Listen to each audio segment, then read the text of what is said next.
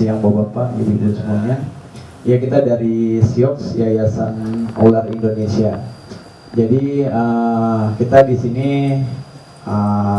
mau sharing-sharing sedikit tentang masalah ular. Apalagi sekarang kan hebohnya mungkin pemberitaan di media itu teror baby cobra gitu kan. Terus teror ular sebagainya, ular kepala dua dan sebagainya gitu kan. Jadi di media ini si ular kesannya kayak sosok antagonis gitu, yang dihilangin manfaatnya dan sebagainya gitu. Karena sebenarnya ular itu tuh penyeimbang, dan di ular sendiri pun ada predatornya. Jadi udah terbentuk dari secara alamnya dia ada predator, ada mangsanya sendiri. Jadi kita juga bawa beberapa jenis ular di sini, dari mulai yang non venom sampai berbisa tinggi, dan itu kebanyakan hasil rescue kita yang kita dapat dari laporan beberapa warga dan melakukan sweeping di beberapa klaster. Karena bulan-bulan ini itu setiap malam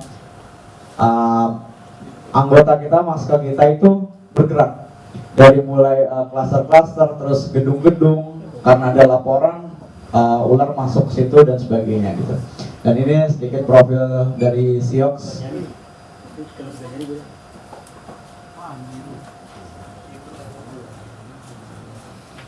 Nah, ini SIOX. Jadi kita terbentuk awalnya dari orang-orang pramuka. Ini beberapa foundernya. Ada Mas Aji, Bang Edwin, Mas Irwan, dan Mbak Lydia. Ini orang-orang ini sekarang udah pada sibuk masing-masing, dan mungkin yang aktif hanya Mas Aji, dia domisilinya ada di Jogja gitu. Misi kita yang tadi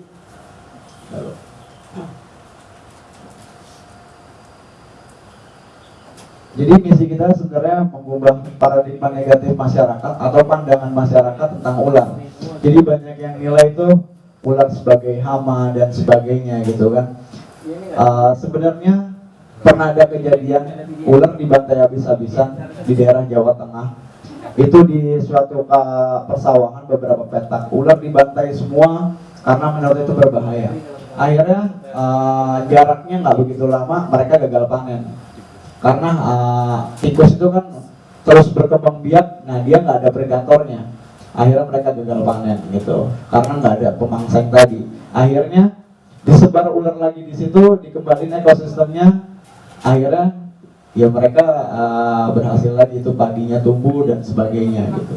Nah, ini menjadi lembaga yang mapan, mandiri, bidang studi ular dan kepedulian masyarakat terhadap ular dengan jalan merubah paradigma masyarakat tentang ular gitu. Ini beberapa foto-foto kita, foto-foto kegiatan yang kita edukasi di masyarakat. Jadi ini di Pramuka itu lagi tindakan teknik apabila kita dililit sama ular yang ukurannya udah 2 meter ke atas atau 3 meter. Ya, next aja.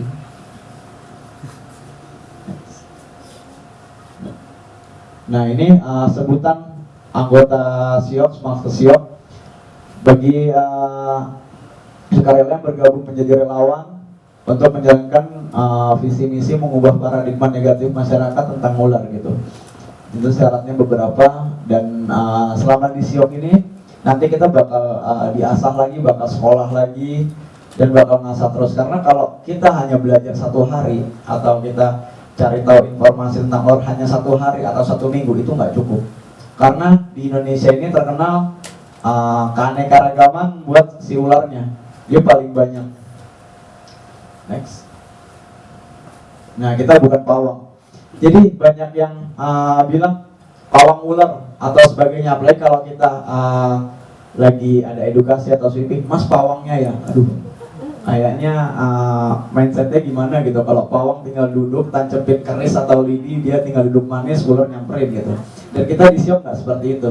Jadi kita pelajari dari habitatnya, terus dari karakteristik si ularnya, kenapa kita bisa pegang ular liar itu. Si ular bakal jadi tenang, bakal anteng gitu kan. Itu karena kita udah tahu karakteristiknya. Tetap kalau ular pun kita ganggu, kita kasar, ular bakal menyerang. Nanti mungkin kita kasih beberapa contoh dan kita kalau ada yang mau nyoba handling dipersilahkan gitu. Nah ini fakta ular tetangga kita. Seringkali kita nggak sadar aja kita main ke hutan atau di kebun-kebun itu banyak ular sebenarnya. Kayak ini contohnya ular pucuk. Dia itu kenapa dibilang ular pucuk? Karena dia tidurnya, istirahatnya itu ada di pucuk-pucuk pohon, warnanya hijau.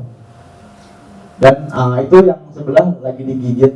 Dia sebenarnya berbisa, cuman dia berbisa rendah, jadi hanya berfungsi untuk mangsanya. Kalau buat ke manusia itu paling fatalnya hanya paling bentol, tapi nggak apa-apa. Beda lagi dengan yang ular hijau ekor merah, itu baru berbisa tinggi, yang tadi Trimeresurus albulabris. Nah, kenapa ular ada di pemukiman atau ada industri? Yang pertama, satwa liar yang habitatnya paling dekat dengan manusia. Jadi habitat si ular ini ada di rawa-rawa, ada di semak-semak, ada di atas pohon dan sebagainya. Kenapa di rumah kita banyak ular atau ditemukan beberapa jenis ular kayak yang viral kemarin di daerah Citayam itu sampai puluhan ekor baby cobra? Itu sebenarnya tadinya lahan kosong di situ dan rawa-rawa juga. Siox pernah ada shelter di situ di dekat lokasi situ Citayam dan kita tahu lokasi persisnya seperti apa. Sebelumnya tahun kemarin itu lokasinya belum banyak pembangunan. Jadi kenapa sih ular bisa ditemui di klaster atau di perumahan? Mungkin tepatnya dia karena ada pembangunan, dia merasa terganggu, banyak aktivitas di situ dan dia nyari tempat. Dan bulan-bulan November, Desember itu bulan-bulan menetasnya si telur ular tadi. Bahkan tahun kemarin saya pernah nemuin di daerah Cibubur 19 ekor anak kobra dalam satu rumah. Itu di bawah fondasi rumahnya. Fotonya udah kehapus, mungkin kalau masih ada itu heboh juga kalau sampai denger media gitu kan. Terus yang kedua, mencari makanan. Yang tadi Ibu Dr. Tri bilang, ular itu masuk rumah kita ya karena cari makan, bukan karena dia emang mau mampir assalamualaikum minta apa enggak. Atau juga ada yang ngait-ngaitin dengan ini pasti kiriman apa kan kita nggak tahu kan, kiriman paket atau apa gitu kan. Jadi mitos-mitos yang berkembang di masyarakat ini itu belum luntur. Terus ular putih itu kita bawa juga. Ular putih dibilang ular siluman, ular hitam dikit dibilang ular siluman, semuanya dibilang siluman. Apalagi kalau main ke daerah-daerah itu banyak mitos yang berlaku di masyarakat sana. Kayak yang kalau ketemu ular, kalau misalkan kita digigit harus cepet-cepet cari air. Soalnya kalau si ular yang duluan dapat air dibanding kita bakal meninggal. Itu juga ada mitos seperti itu. Jadi masih banyak. Terus yang ketiga, mencari tempat bersembunyi. Ya karena si ular ini dia merasa terancam, dan dia bakal nyari tempat persembunyian. Atau juga dia buat tempat ganti kulit, ganti sisik. Itu biasanya kalau ular udah habis makan, badan dia tambah besar, ya terus sisiknya bakal melupas. Terus 4, mendapatkan area yang tidak terganggu. Yang kelima, membutuhkan area buat bertelur. Tapi ular tidak membuat sarang. Ular yang bisa bikin sarang hanya king cobra. Jadi salah persepsi kalau ada yang bilang ini lubang ular, ini sarang ular, itu salah. Karena lubang yang dia gunakan itu sebenarnya lubang tikus. Jadi tikusnya dia makan, lubangnya dia pakai. Gitu.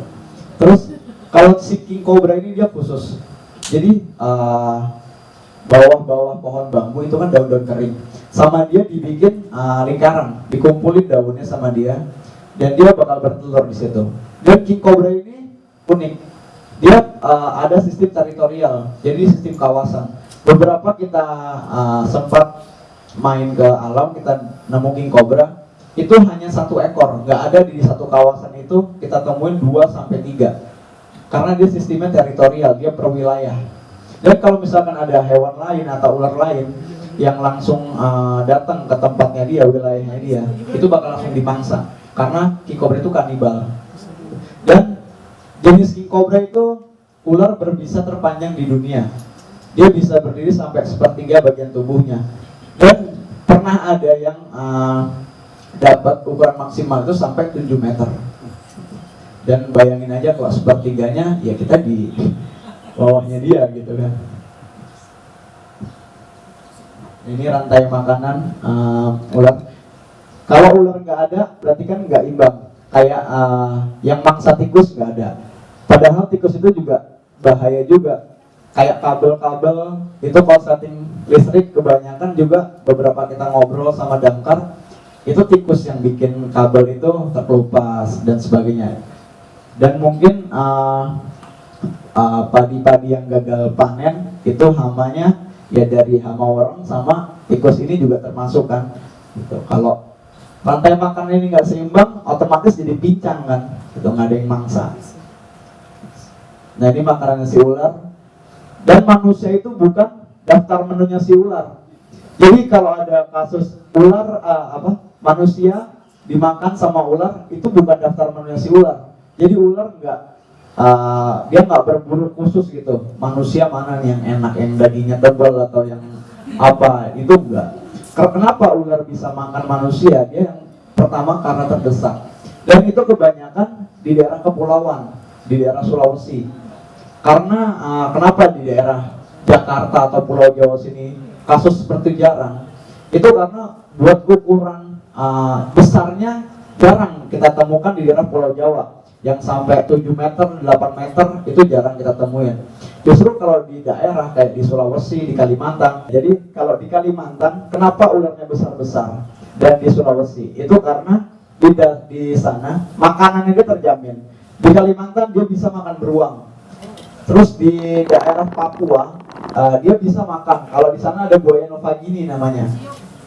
Buaya itu nggak terlalu besar kayak buaya kita dan dimangsa sama ular di sana.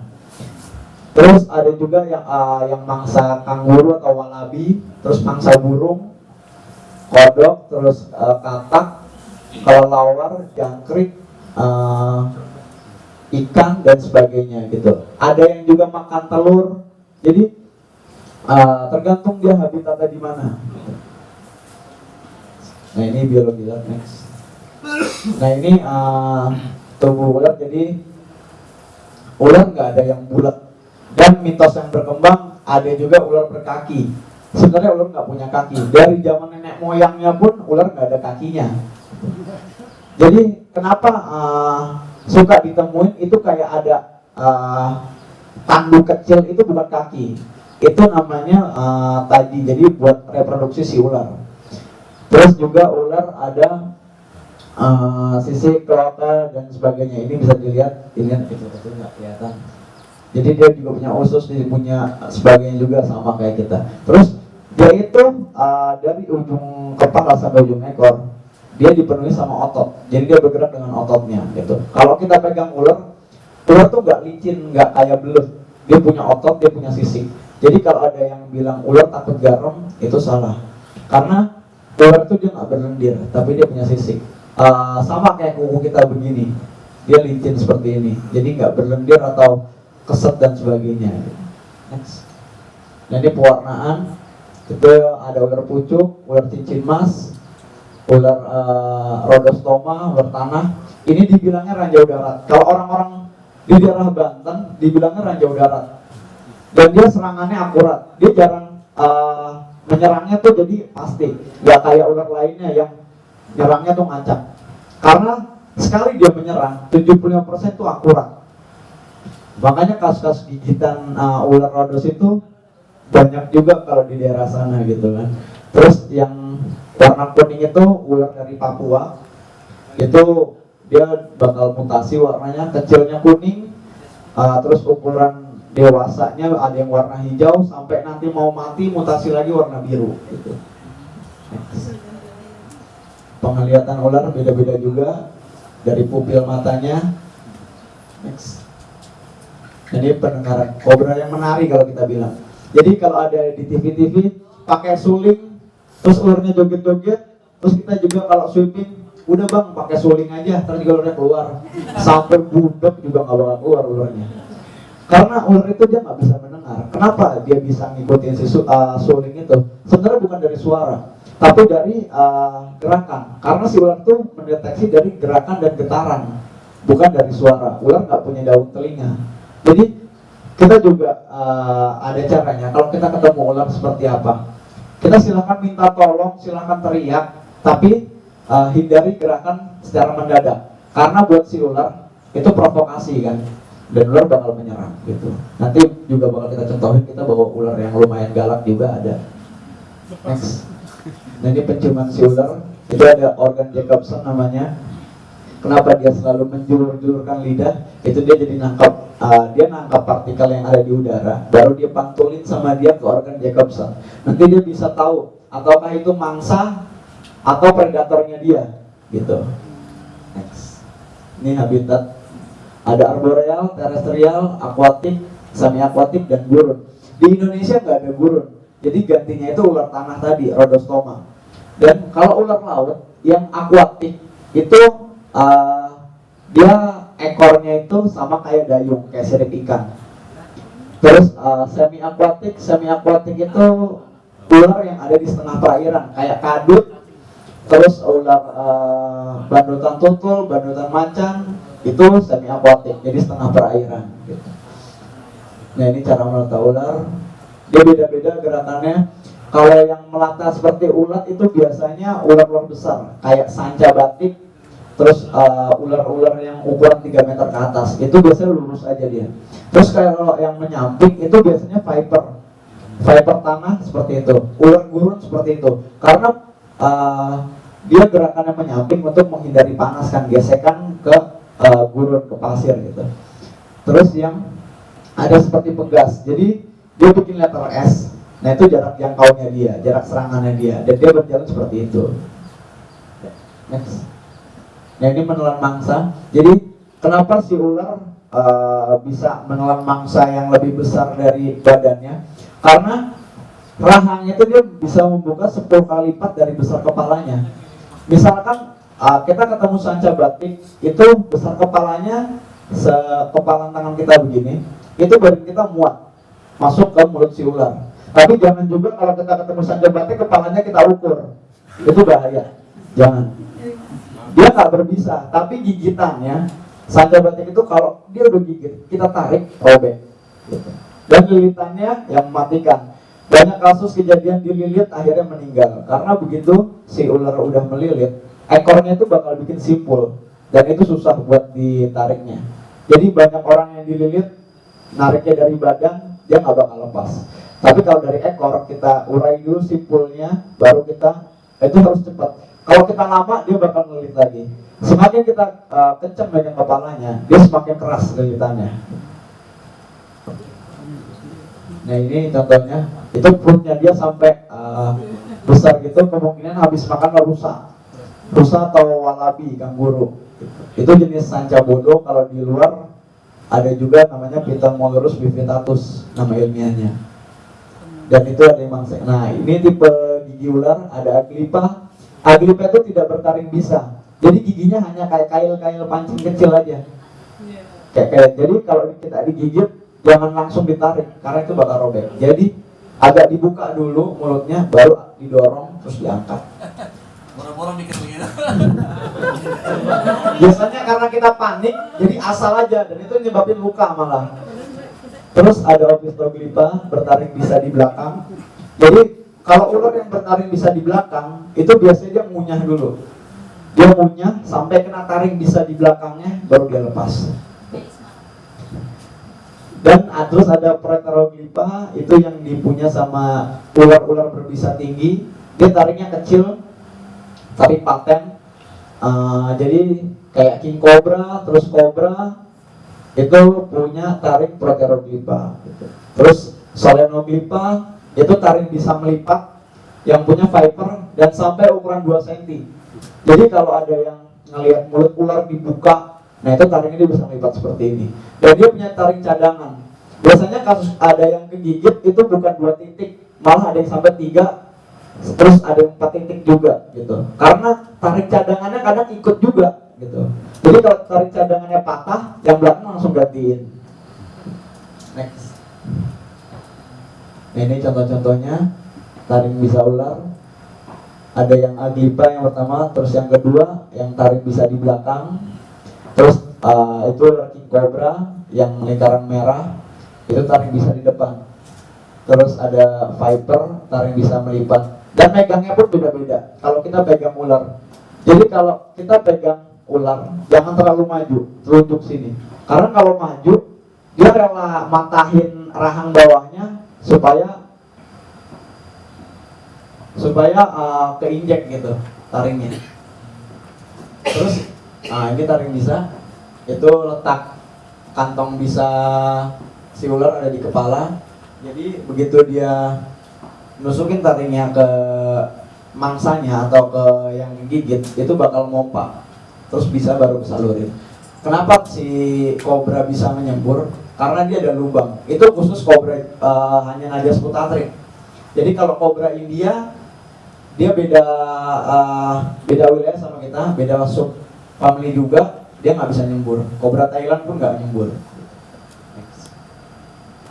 Jadi penanganan gigitan mungkin agak dibahas sedikit karena udah dibahas banyak juga sama Dr. Rotri juga. Nah ini update WHO tahun 2016. Ini bahaya ular psikologis dan biologis. Justru menurut kita bahaya psikologis itu lebih ngeri gitu dibanding biologisnya. Nah ini yang neurotoksin dan hemotoksin tadi. Neurotoksin menyerang dan mematikan jaringan saraf. Ini mungkin kalau ada yang salah sekalian dikoreksi ya, Bu. Terus terjadi kelumpuhan pada pernafasan, kerusakan pada pusat otak, efek gigitan yang langsung, iya, yang terasa adalah korban merasa ngantuk gitu. Nanti kita revisi ulang lagi. Ya.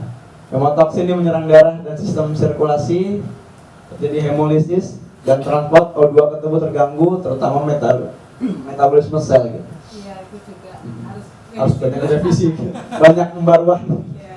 Next. Nah, ini contoh-contoh mungkin orang yang terkena bisa neurotoksin. Next. Nah ini luka-luka, ini agak creepy juga gambarnya. Next. Iya boleh, ini bisa di tanpa identifikasi aja. Iya, next. Kita kan bayo galak kok. Sama. Semburan. Iya Jadi boleh. yang nyembur itu Iya. ular cuma di Indonesia aja ya? Jadi ular yang nyembur di Indonesia itu Najas putatrix. Kalau king cobra dia nggak nyembur. Dan jarak serangan semburannya udah pernah kita ukur sampai 2 meter. Dan dia parabol menyembur. Kita juga bikin percobaan juga itu sampai 4 ular kobra yang baru fresh kita dapat. Dia semburannya itu sebenarnya ngincernya kemana? Kita penasaran kan? Kenapa dia selalu ke mata gitu? Jadi coba kita buat ini paku payung, kita taruh di sepatu, terus kita arahin ke si ular. Jadi ternyata si ular itu incaran semburannya yang memantulin cahaya. Itu dia jadi nyemburnya ke sepatu terus. Sepatunya kita cabut, dia bakal ngeliat lagi ke atas, jadi nyembur ke mata. Dan itu rasanya kayak ketonjok kalau kesembur. Jadi kalau kita udah kesembur, saya pribadi langsung cari air yang mengalir. Itu langsung saya kucurin air, itu rasanya panas. Tapi tindakannya kita jangan kucek. Kalau sampai kita kucek itu bahaya, fatal buat kita. Next. Ya, next. Nah ini contoh dililit ular. Ini kalau kita bilang ini masih ukuran remaja. Sanca batik ini ukuran remaja. Dia orang Jambi, kita kemarin sempat edukasi di Jambi juga, tim Siox. Itu bahkan ada yang nemu sampai kata dia itu dia nggak HP-nya dia nggak ada kameranya. Itu kalau kita diukur rata-ratanya sampai 12 meter dia dapat. Karena di daerah-daerah itu habitatnya dia masih terjaga, makanannya pun melimpah. Dan konflik ular masuk rumah pun jarang karena hutannya pun terjaga. Next. Ya, next. Nah, ini identifikasi ular dari mulai tidak berbisa, berbisa menengah, berbisa tinggi, dan ular raksasa gitu. Dan Sanca batik dia dinobatkan sebagai ular terpanjang di dunia. Jadi di Indonesia nggak ada anaconda. Kenapa dibikin film anaconda di Kalimantan? Itu sebenarnya bukan anaconda yang ditemukan, tapi ular Sanca batik yang ditemukan di sana. Anaconda nggak ada di Indonesia. Anaconda itu kecil, saya pernah lihat sendiri Iya. di Thailand. Kecil, tidak sebesar pet. Iya, dia besar, dia nggak terlalu panjang. Dia pendek dan dia asli Amazon. Ada green anaconda, ada yellow anaconda gitu. Next. Nah ini yang berkembang di masyarakat, padahal ini nggak bisa jadi patokan. Ada yang bilang berbisa tinggi itu gerakannya lambat, beraktivitas di malam hari, membunuh mangsanya dengan menyuntikkan bisa, bentuk kepala segitiga, memiliki taring bisa dan kanibal. Gerakannya dia nggak selalu lambat kalau yang berbisa tinggi, dan aktivitasnya nggak selalu di malam hari. Karena kalau kobra dia siang malam pagi keluar oke. Gitu. Jadi dua shift, bisa siang bisa malam. Dan dia terus saja jalan, nggak selalu malam. Justru kalau ular welang weling yang berbisa tinggi juga, dia aktivitasnya malam hari. Justru itu kalau yang suka ngobor di sawah-sawah itu dikejar sama ular itu kan biasanya katanya dikejar ular. Sebenarnya bukan ular ngejar manusia, cuman lampunya itu atau senter yang dia bawa karena sensitif dia. Dan dia kalau udah terdesak buat jenis ular welang weling itu, dia bakal nyembunyiin kepalanya, jadi susah ditangkap. Terus membunuh mangsanya dengan menyuntikkan bisa, iya benar, karena semua ular berbisa pasti punya bisa gitu. Terus bentuk kepala segitiga itu nggak semua, karena buat jenis-jenis ular kobra, king kobra, welang weling, taipan itu dia nggak segitiga kepalanya, oval. Terus kanibal, rata-rata ular berbisa tinggi kanibal. Terus yang non venom, gerakannya cepat, beraktivitas di siang hari dan sebagainya gitu kan. Yang non venom ini sebenarnya dia menyerangnya agresif, dia nggak satu titik. Jadi fungsinya hanya buat predatornya takut, habis itu dia bakal kabur. Ular itu sebenarnya takut sama manusia, dia bakal menghindar. Nanti kita ada prakteknya juga buat di sini, gimana kalau kita ngadepin ular gitu.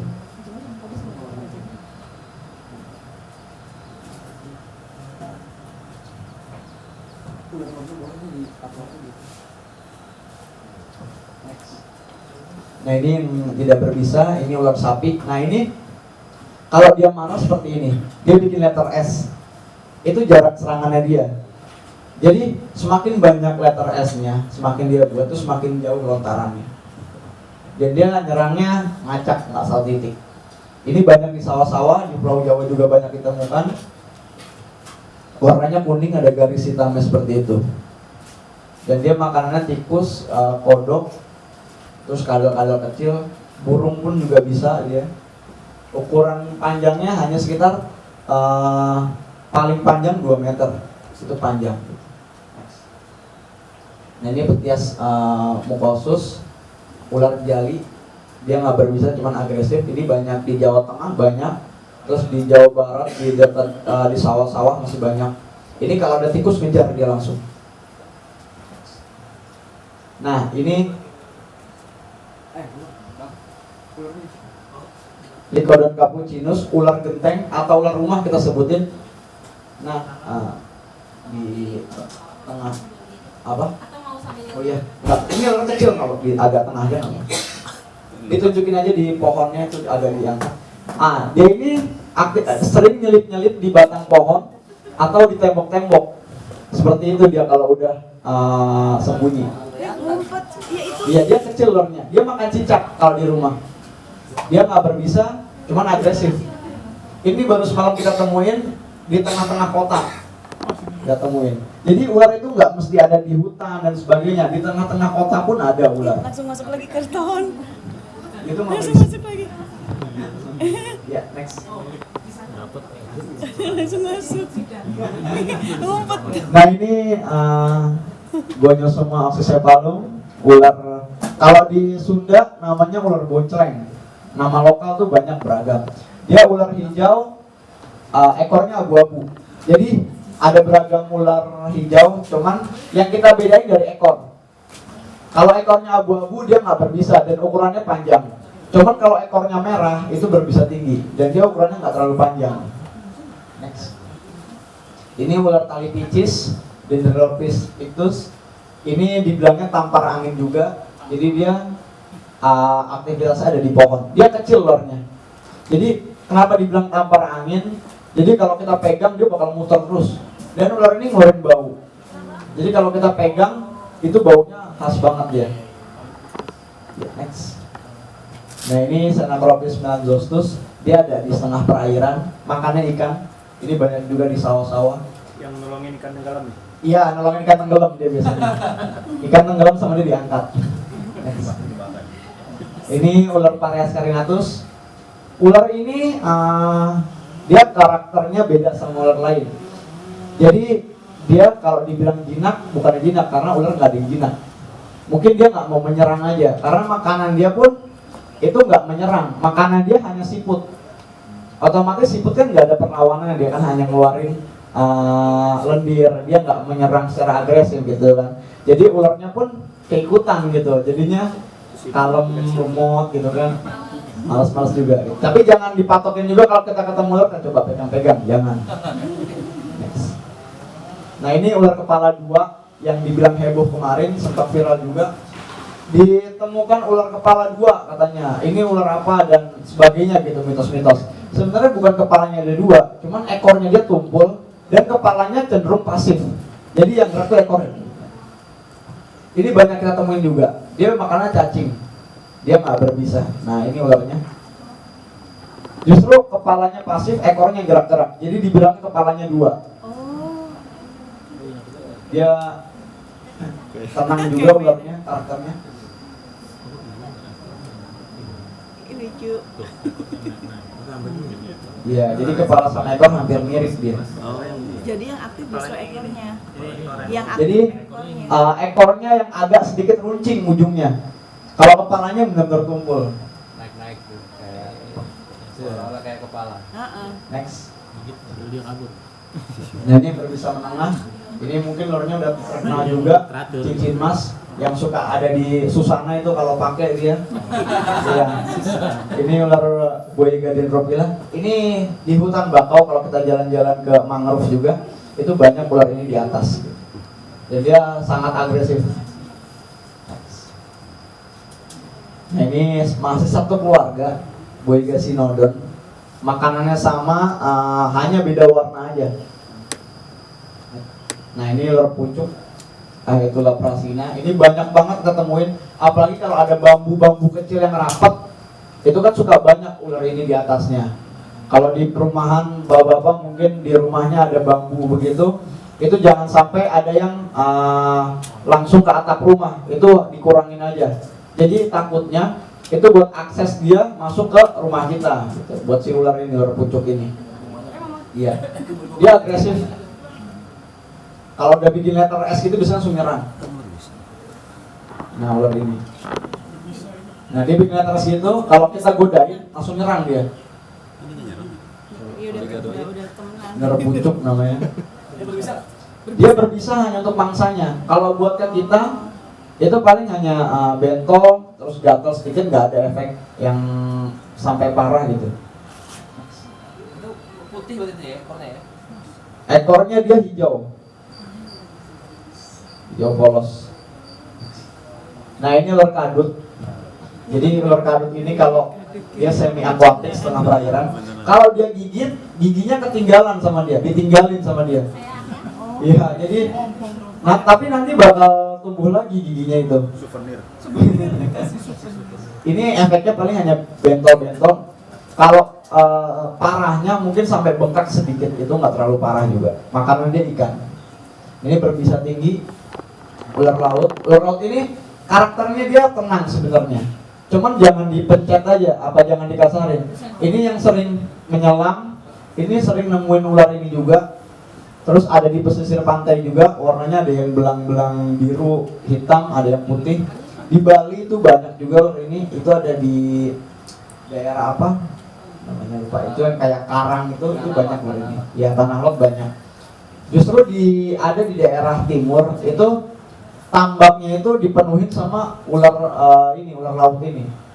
Dia mulutnya kecil. Biasanya kalau kasus gigitan itu terjadi di jari-jari kita gitu kan. Dan itu luar biasa ini. Nah ini kalau Selasmarodostoma ular tanah ada bawa.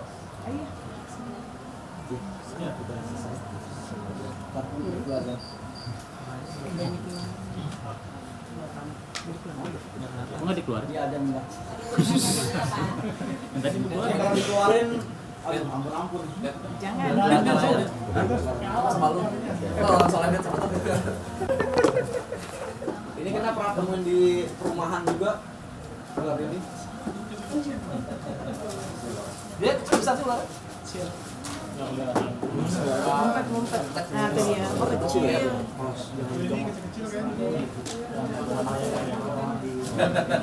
Tuh di pojok sono. Jadi mungkin dapat tanahnya dikit. Bagian tanahnya dikit. Boleh apa sih?